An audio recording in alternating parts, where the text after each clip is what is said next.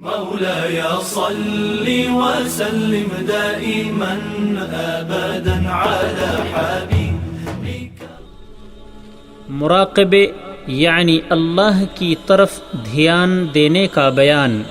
اللہ تعالی نے فرمایا وہ جو تجھے دیکھتا ہے جب تو کھڑا ہوتا اور رکوع و سجدے کے لیے پھرتا ہے، اور فرمایا وہ تمہارے ساتھ ہے اپنے علم کے لحاظ سے جہاں بھی تم ہو، اور فرمایا بے شک اللہ پر آسمان اور زمین کی کوئی چیز مخفی نہیں ہے، اور فرمایا بے شک تیرا رب البتہ گھات میں ہے، اور فرمایا وہ خیانت کرنے والی آنکھوں کو اور سینوں میں مخفی باتوں کو جانتا ہے. اس باب میں اور بھی بہت سی آیات ہیں. حضرت عمر بن خطاب رضی اللہ عنہ سے روایت ہے کہ ہم ایک روز رسول اللہ صلی اللہ علیہ وسلم کے پاس بیٹھے ہوئے تھے کہ اس دوران اچانک ایک آدمی ہمارے پاس آ دھمکا.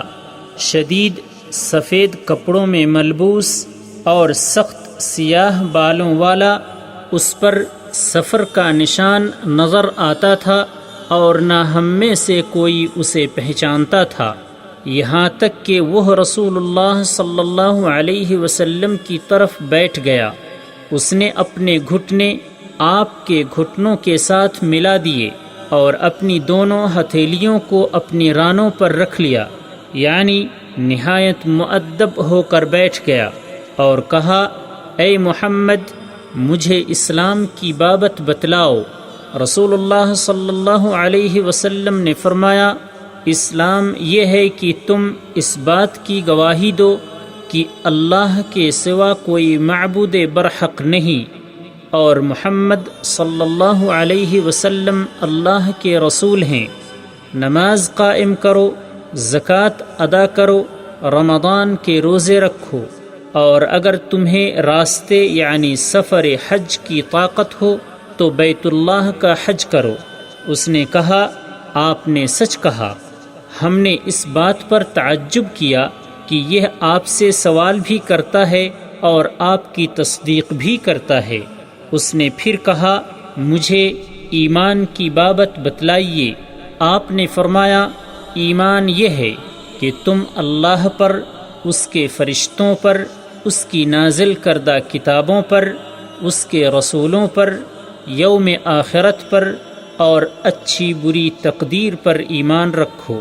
اس نے پھر کہا آپ نے سچ کہا. اس نے تیسرا سوال کیا مجھے احسان کی بابت بتلائیے. آپ نے ارشاد فرمایا احسان یہ ہے کہ تم اللہ کی ایسے عبادت کرو گویا کہ تم اسے دیکھ رہے ہو، بس اگر تم اسے نہیں دیکھتے تو وہ تمہیں دیکھ رہا ہے. اس نے کہا مجھے قیامت کی بابت خبر دیجئے کہ وہ کب آئے گی.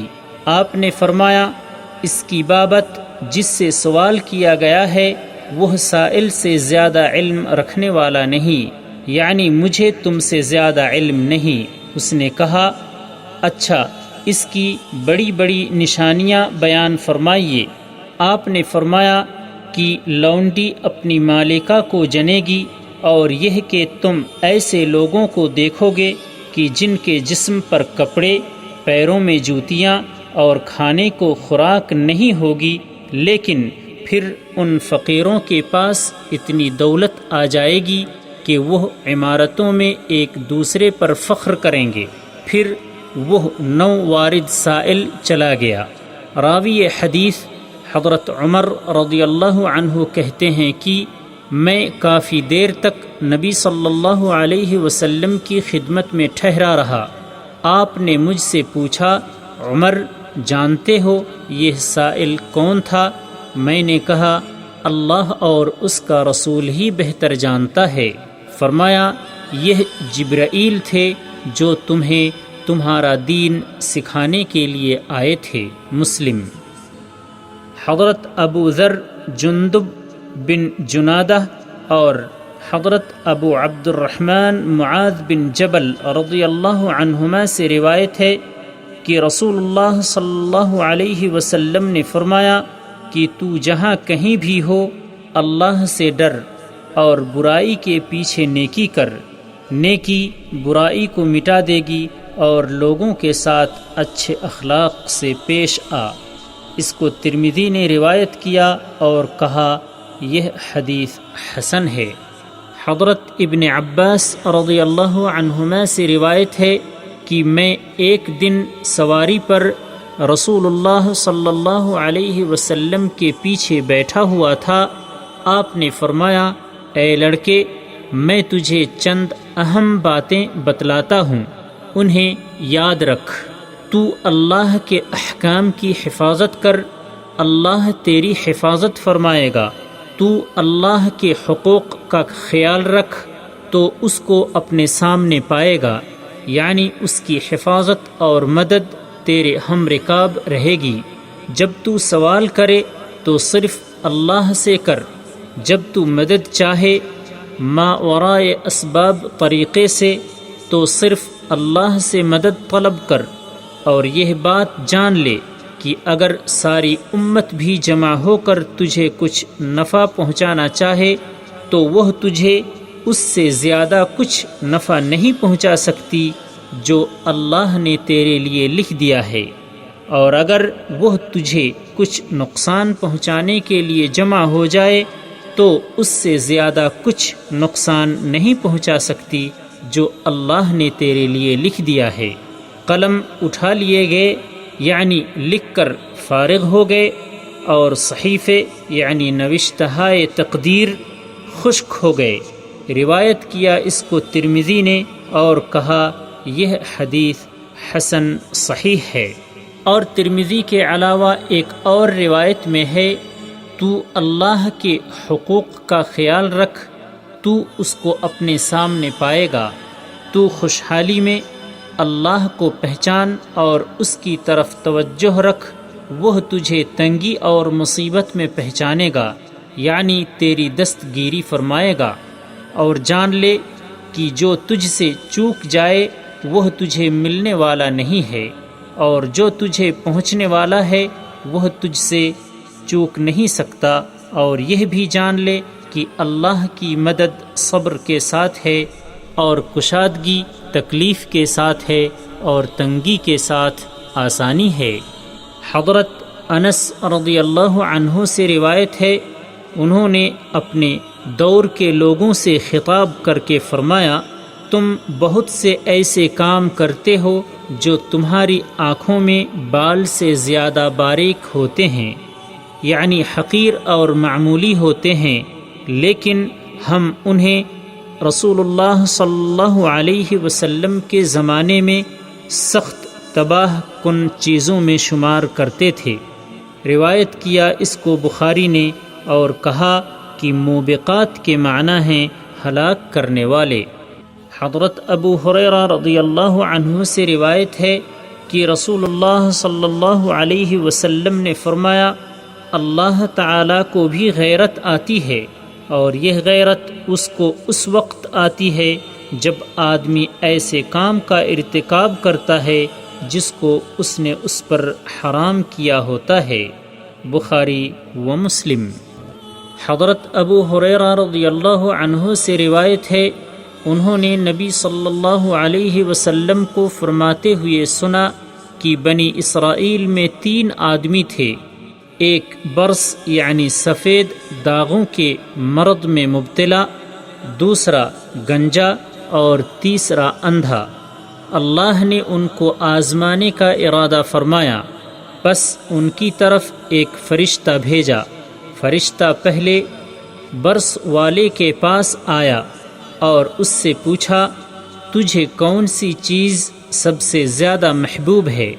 اس نے جواب دیا، اچھا رنگ، خوبصورت جسم، نیز یہ کہ مجھ سے برص کی یہ بیماری دور ہو جائے جس کی وجہ سے لوگ مجھ سے گھن کھاتے ہیں۔ فرشتے نے اس کے جسم پر ہاتھ پھیرا، جس سے اللہ کے حکم سے اس کی گھن کھانے والی بیماری دور ہو گئی اور اسے خوبصورت رنگ دے دیا گیا۔ فرشتے نے اس سے پھر پوچھا، تجھے کون سا مال زیادہ پسند ہے؟ اس نے کہا اونٹ، یا کہا گائے۔ اس کی بابت راوی نے شک کیا ہے۔ چنانچہ اسے 8-10 مہینے کی گابھن اونٹنی دے دی گئی، اور فرشتے نے اسے دعا دی کہ اللہ تعالی تیرے لیے اس میں برکت عطا فرمائے۔ پھر وہ فرشتہ گنجے کے پاس آیا، اس نے اس سے پوچھا تجھے کون سی چیز سب سے زیادہ پسند ہے؟ اس نے کہا اچھے بال، نیز یہ کہ میرا یہ گنجا پن ختم ہو جائے جس کی وجہ سے لوگ مجھ سے نفرت کرتے ہیں۔ فرشتے نے اس کے جسم پر ہاتھ پھیرا جس سے اس کا گنجا پن دور ہو گیا، اور اسے اللہ کی طرف سے خوبصورت بال عطا کر دیے گئے۔ فرشتے نے اس سے پوچھا تجھے کون سا مال زیادہ پسند ہے؟ اس نے کہا گائے۔ چنانچہ اسے ایک حاملہ گائے دے دی گئی اور دعا دی کہ اللہ تعالیٰ تیرے لیے اس میں برکت عطا فرمائے۔ اس کے بعد فرشتہ اندھے کے پاس آیا، اس سے پوچھا تجھے کون سی چیز سب سے زیادہ پسند ہے؟ اس نے کہا یہ کہ اللہ مجھے میری بینائی لوٹا دے، پس میں لوگوں کو دیکھوں۔ فرشتے نے اس پر ہاتھ پھیرا، پس اللہ نے اس کی بینائی بحال کر دی۔ فرشتے نے اس سے پوچھا تجھے کون سا مال زیادہ پسند ہے؟ اس نے کہا بکریاں۔ پس اسے ایک بچہ جننے والی بکری دے دی گئی۔ پس سابقہ دونوں یعنی ابرس اور گنجے کے ہاں بھی دونوں جانوروں اونٹنی اور گائے کی نسل خوب بڑھی، اور اس نابینا کے یہاں بھی بکری نے بچے دیے۔ پس مرد برس والے کے ہاں ایک وادی اونٹوں کی، گنجے کے ہاں ایک وادی گایوں کی، اور اس اندھے کے ہاں ایک وادی بکریوں کی ہو گئی۔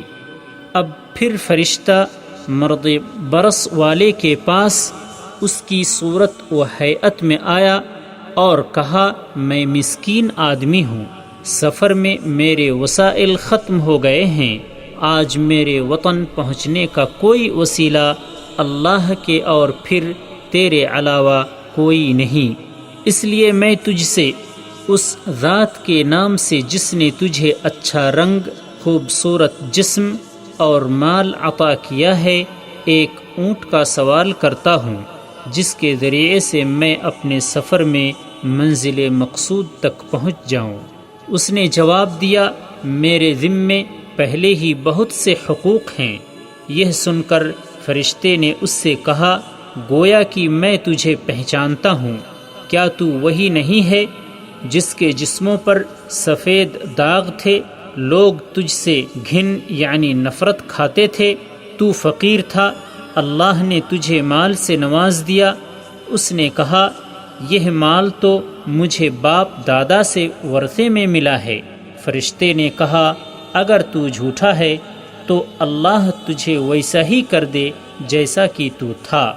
اب فرشتہ گنجے کے پاس اس کی پہلی شکل و صورت میں آیا اور اس سے بھی وہی کچھ کہا جو ابرس کو کہا تھا، اور اس گنجے نے بھی وہی جواب دیا جو اس نے دیا تھا، جس پر فرشتے نے اسے بھی بددعا دی کہ اگر تو جھوٹا ہے تو اللہ تجھے ویسا ہی کر دے جیسا کہ تو پہلے تھا۔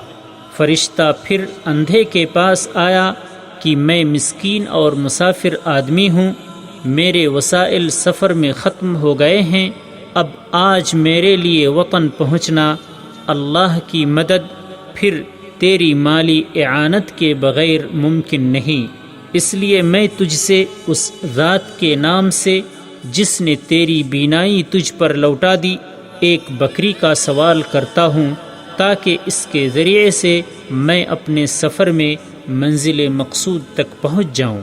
اندھے نے کہا بلا شبہ میں اندھا تھا، اللہ نے میری بینائی بحال کر دی، تیرے سامنے بکریوں کا ریوڑ ہے، ان میں سے جو چاہے لے لے اور جو چاہے چھوڑ دے۔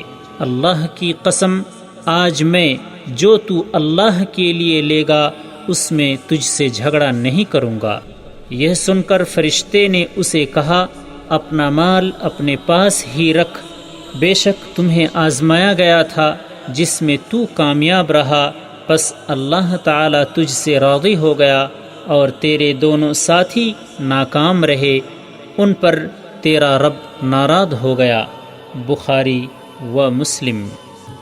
حضرت ابو یعلا شداد بن اوس رضی اللہ عنہ سے روایت ہے کہ رسول اللہ صلی اللہ علیہ وسلم نے فرمایا، عقل مند وہ ہے جو اپنے نفس کا محاسبہ کرے، دوسرے معنی ہے جو اپنے نفس کو اللہ کے لیے عاجز اور پست کر لے، اور موت کے بعد آنے والی زندگی کے لیے تیاری یعنی عمل کرے، اور بیوقوف وہ ہے جو اپنے آپ کو نفسانی خواہشات کے پیچھے لگائے رکھے اور اللہ سے بڑی بڑی آرزوئیں وابستہ کرے۔ اسے ترمذی نے روایت کیا اور کہا یہ حدیث حسن ہے۔ حضرت ابو ہریرہ رضی اللہ عنہ سے روایت ہے کہ رسول اللہ صلی اللہ علیہ وسلم نے فرمایا، انسان کا بے فائدہ باتوں کو چھوڑ دینا اس کے حسن اسلام کی علامت یعنی اچھے مسلمان ہونے کی دلیل میں سے ہے۔ ترمذی وغیرہ۔ حضرت عمر رضی اللہ عنہ سے روایت ہے کہ نبی کریم صلی اللہ علیہ وسلم نے فرمایا، آدمی سے یہ نہیں پوچھا جائے گا کہ اس نے کس وجہ سے اپنی بیوی کو مارا۔ روایت کیا اس کو ابو داود وغیرہ نے۔ فائدہ، یہ حدیث ابن ماجہ 1986 اور مسند احمد جلد اول صفحہ نمبر 201 میں بھی ہے۔ اس کی سند میں داؤد بن یزید ضعیف ہے اور اس کا استاد عبد الرحمن المسلی غیر معروف ہے۔ شیخ البانی نے بھی ارواء الغلیل حدیث نمبر 2034 میں اس کی سند کو ضعیف کہا ہے۔ یہ روایت چونکہ صحیح نہیں ہے اس لیے اس میں بیان کردہ بات بھی صحیح نہیں۔ خاوندوں کو اسلام نے قطعاً یہ حق نہیں دیا ہے کہ وہ اپنی بیویوں کو بلا وجہ ماریں پیٹیں اور ان کے ساتھ جیسا چاہیں سلوک کریں۔ ان سے باز پرس نہیں ہوگی یا دنیا میں ان سے باز پرس نہ کی جائے، بلکہ اسلام نے تو بڑی تاکید کے ساتھ عورتوں سے حسن سلوک کا حکم دیا ہے، جس کا صاف مطلب یہی ہے مرد اگر عورت پر ظلم کرے گا، ناجائز مارے گا پیٹے گا اور اس کے حقوق کی ادائیگی میں کوتاہی کرے گا تو وہ عند اللہ مجرم ہوگا اور اس سے باز پرس ہوگی۔